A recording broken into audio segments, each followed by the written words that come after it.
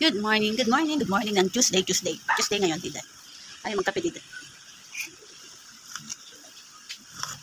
Sarap magkape dito. Ay, ako na, yung mga naka-sponsor na yon. Kaya nakainom ako ng kape. Kaya alam mo na, nagkakaroon ako ng mood to chismis sa inyo pag may kape Diday. Kung ako di nagkape, wala, na nga ako. Ano ko, stress ako dito. Sige na, habang hindi masyadong ang mga tulog pa ang mga kasama ko dito sa bahay. Kaya wala nang mag-chismis, chikahan. Chismis-chikahan tayo. Yun, kasi nga diba, gusto kong bumalik magtrabaho. Kaso, ayun na nga mga kapatid ko. Yung isa kong kapatid, uuwi na siya sa area dito sa lugar namin. So gusto niyang magkaroon ng, ba yun, yung kainan. So gusto ng kuya ko, may kasama para pag ano, siyempre pag may customer, diba? So nag-offer sa akin yung kapatid ko na magsama ako sa kanila, kaya dati kasi nagtatrabaho talaga ako sa mga company. Kasi ang iniisip kasi ng mga kapatid ko, sobrang hirap ng trabaho sa company, mainit, oras-oras ang pagtatrabaho, mabigat ang gawa. Kaya sabi ko, sige, kasi sabi ng kapatid ko na baka bumalik lang yung mga sakit mo. Kasi na, diba, ngayon, high blood. Kaya ganun, nangyari. Hindi na ako makapag-apply. Pero gusto ko talaga mag-apply dahil hindi talaga ako natutuloy. Ayaw din mga kapatid ko. Bakit? Ganun ba yung ibig sabihin pag nangyari na stroke ka na kasi na high blood ka, babalik din ba yun?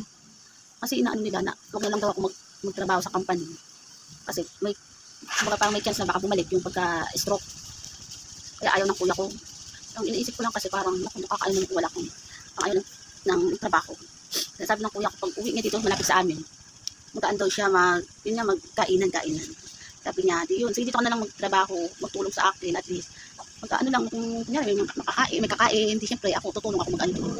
At least, kahit paano doon, makakasahod din ako. Or at least kahit paano, kahit maliit na laban yan, o normal na sahod, okay lang kasi at least hindi ako ganun kapagod. Diba, takihin man saglit, at least naging mga kapatid ko kasama ko. Kaya yun, sabi ko, sige, enjoy na nga ako, nag-enjoy na ako. Darating na.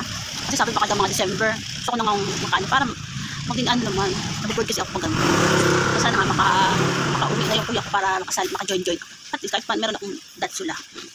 Pero, ayaw lang nila kasi pag na-stroke daw talaga, nabalik daw talaga yung ganun.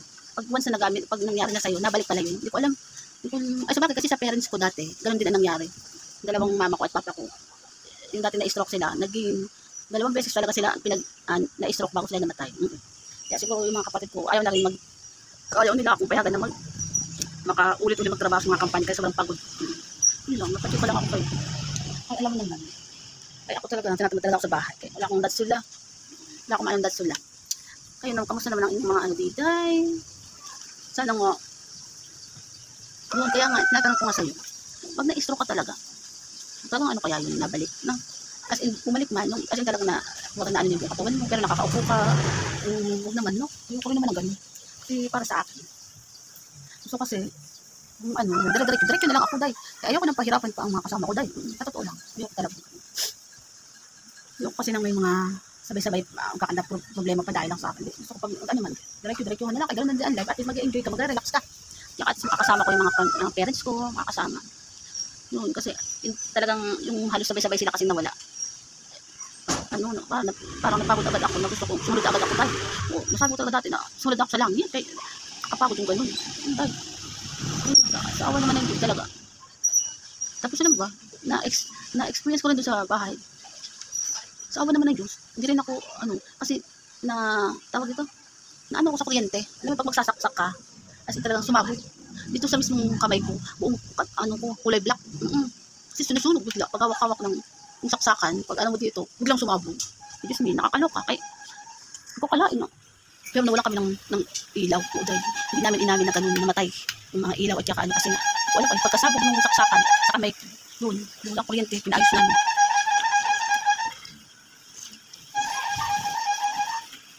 Nasip pa rin ako dun dahil itim na itim yung kamay ko nun, kuryente ako dati. Tapos pagdating naman dun sa kalsada, hindi ko rin nakalain, kakatabi sa paglalakad habang papasok ako sa company, di pungal dumaan pa rin yung kotse sa mismong gilid na close na nakatikit hanggang sa akin. Pero hindi naman na sorry yung may-ari ng kotse dati. Pero hindi naman ako hindi naman ako natumba. Hindi naman, kasi ano lang sa tubig ko. Yun. Nakapangga din ako nun.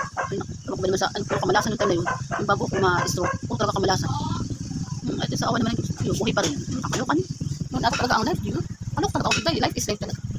tatanggap pa ata ni Diyos, ni Papa Jesus na buhay pa rin ako. Pero, ikaw na ano tayo kayo.